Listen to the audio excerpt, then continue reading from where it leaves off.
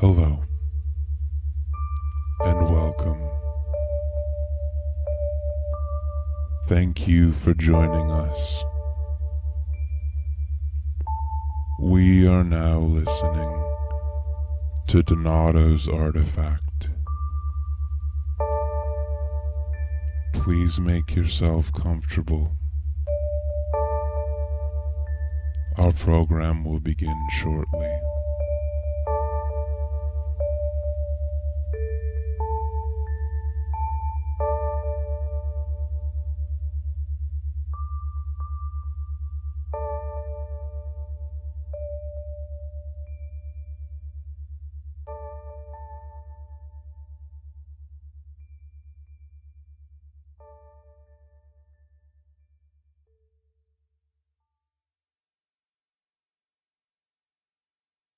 Episode 9 The Palace.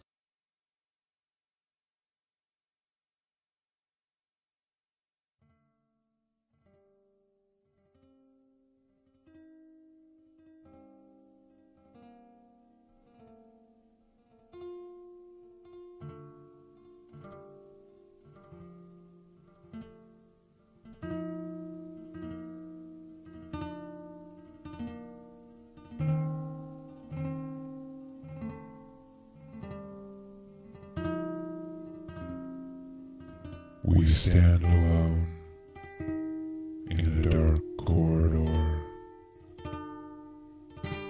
lit sparingly by a few torches hanging from stone walls, black with soot and ash.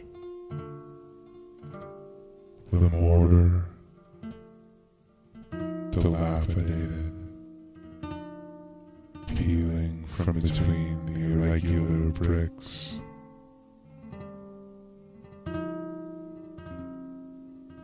Ahead of us, at the end of this passage, is a wooden door, arched and of rustic construction. Running our fingers along the walls, we can feel a cool dampness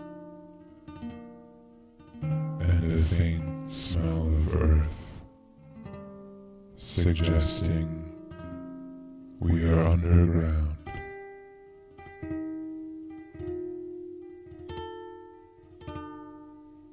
We seem to be in a dungeon.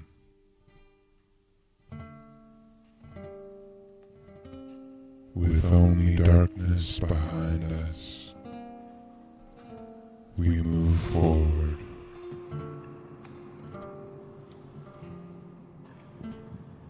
Through the door, we are greeted with a wide staircase, hewn from living white marble, jaggedly cut and uneven. Its green and blue veins leading us up into a large room. The light of day streams in through the tall windows, pouring across the stone floors. Ancient, threadbare rugs, scattered chairs,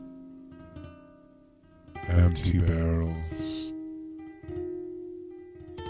tables crafted from chariot wheels, crowded with goblets and playing cards. From the ceiling hang frayed ropes and ragged banners depicting coats of arms.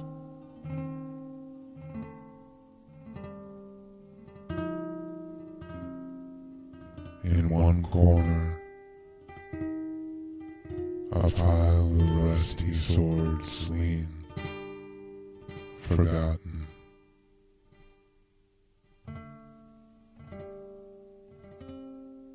This room feels like an epilogue, rich and fleeting, the last line of an epic story.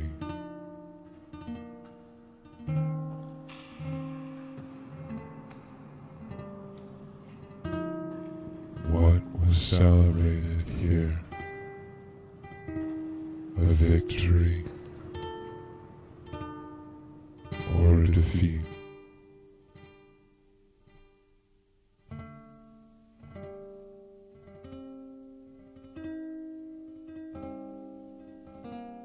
At the far end of this room, we can leave through another arched doorway. But before we move on,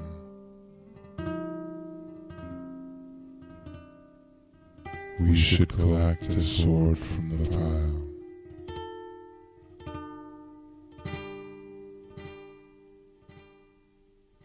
Of the many nearly identical swords, one stands out.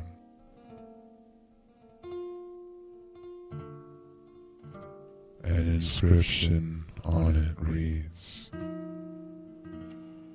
Urtica Mirari.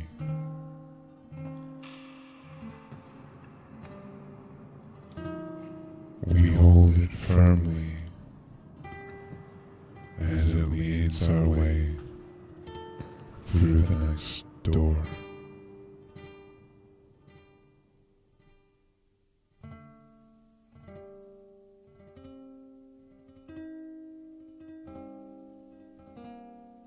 In this new chamber, the aromatic scent of ancient sawdust fills the room, musty and sour with mildew. The floor is covered in a thick sheet of it, though it oddly lacks footprints. The stone walls and windowsills in here are covered equally. The cobwebs in the corners, leaden with years of sawdust.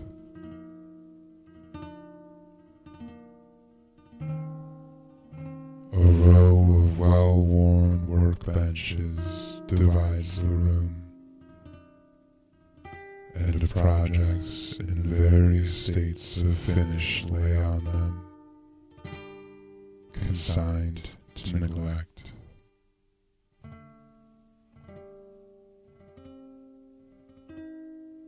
Across the room, spanning the entirety of the back wall, stands a heavy table.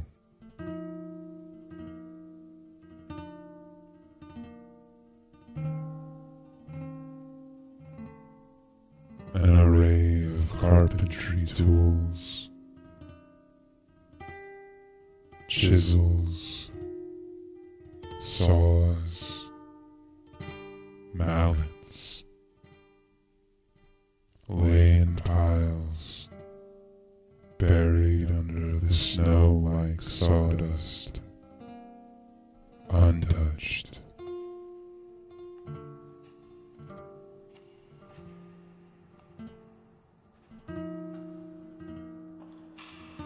What can we make of the absence of work? Does it feel serene or peaceful?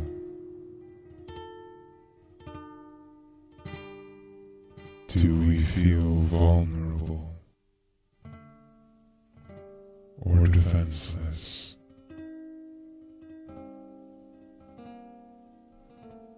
Is this a daydream?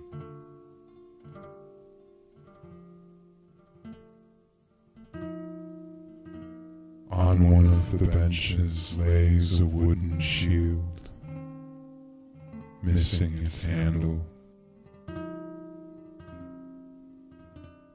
We may have a use for it, though, as we move deeper into this castle.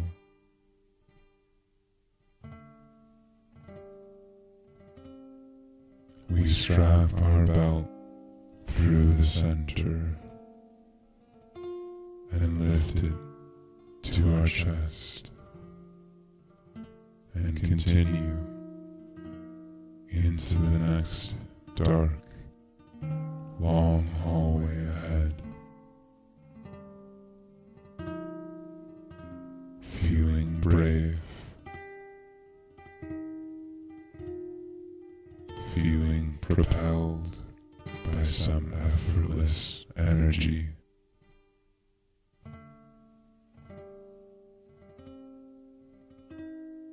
Inside the hall, it is pitch black. No torches hang from the walls. There is little evidence of the walls themselves.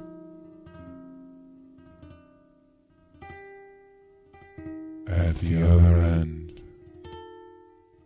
we can see an open door, glowing, flickering,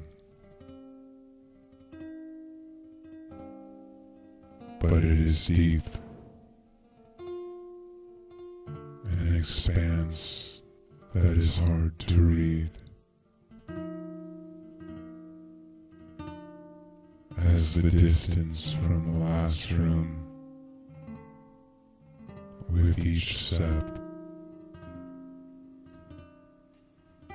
our equipment begins to feel heavier. We find some difficulty in keeping our balance. The abyss of space on either side of us, below us, and above.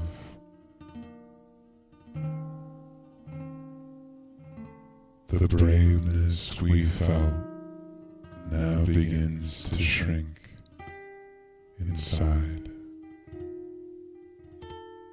as something moves swiftly past our feet, brushing our leg.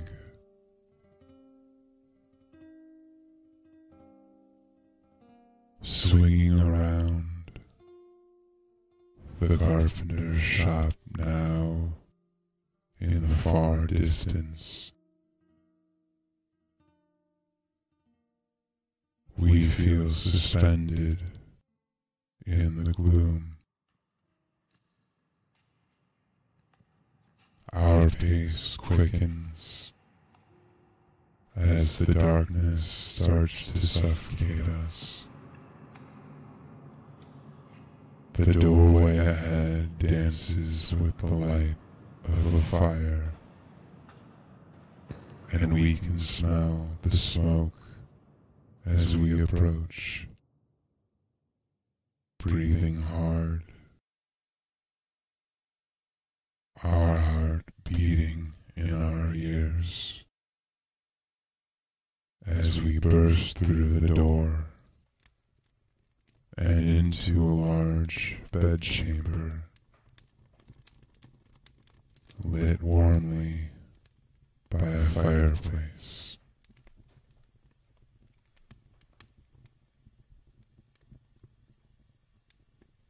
Immediately we feel relieved, closing and fastening the door behind us. Standing in this still and quiet room, save for the crackling embers rolling diligently from a large stone fireplace. The bedclothes are rich and lavish, silk pillows spilling to the floor, as if a sleeper had burst from the bed only moments before. An ornate table and chair in the center of the room, with a candle burning quietly.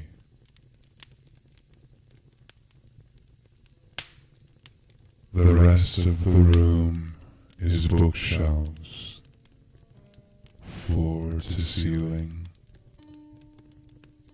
filled with books, leather bound, well worn and read.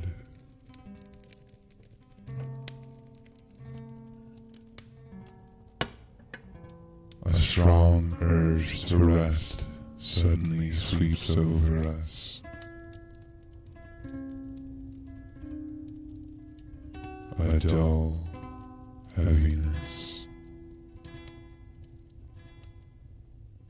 The strange loneliness of this place. It weighs on our shoulders noticeably now.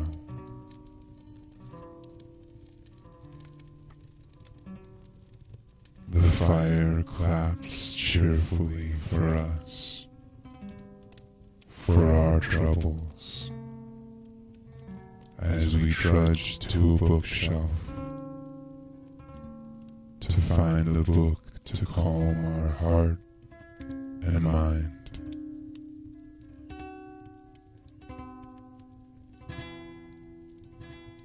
The titles along the spines suggest arcane subjects, the occult, the unknowable, the unspeakable.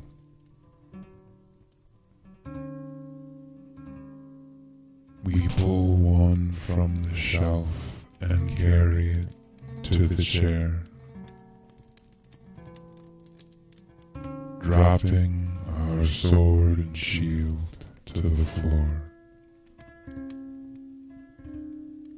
slumping down into it in a state of total exhaustion.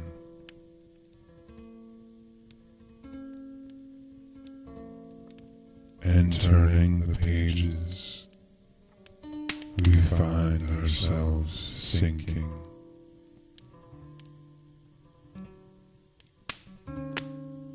deeper into the shadows just outside the reach of the fire.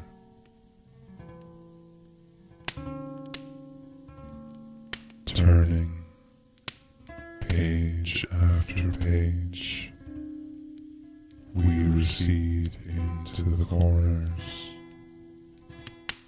until we can see we are watching ourselves asleep in the chair, our bodies slumped over the book, open in our lap, to a description of a magical spell, an enchantment cast over a person to trap them in a dungeon of dreams.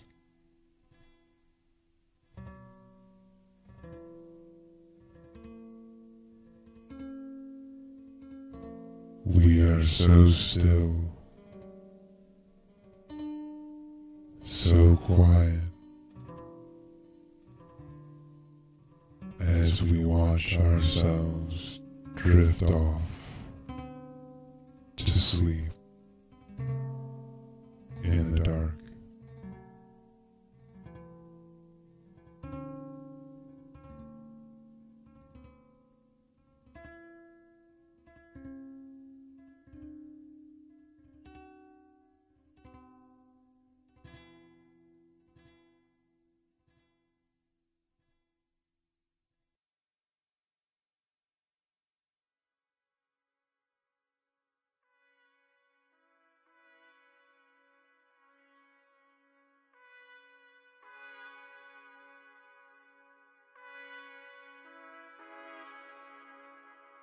and in a moment we are awake again. The chair we were sitting on is now a decadent throne.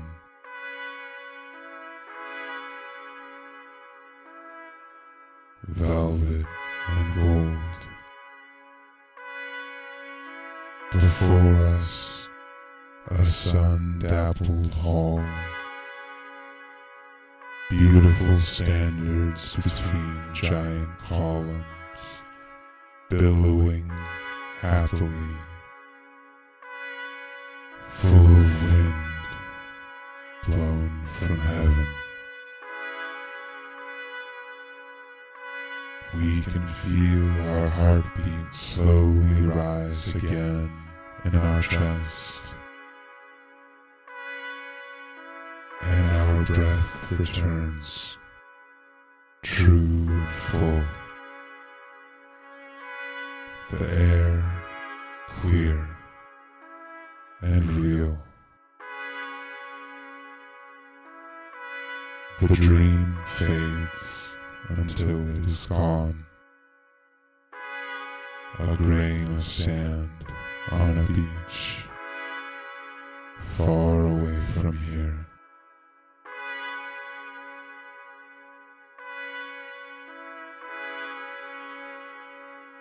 A few moments of silence punctuate our thoughts before being interrupted by the opening of the portcullis at the far end of the hall.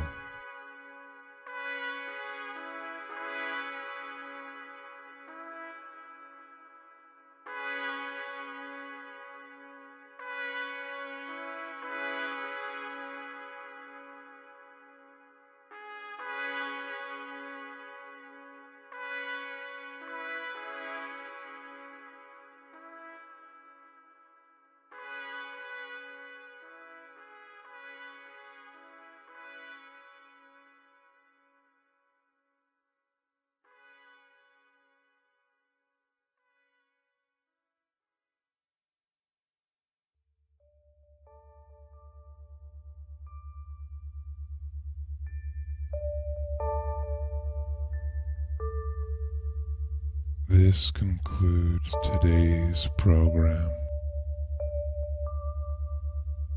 We hope you found Anato's artifact helpful. Please subscribe for more programs in the future.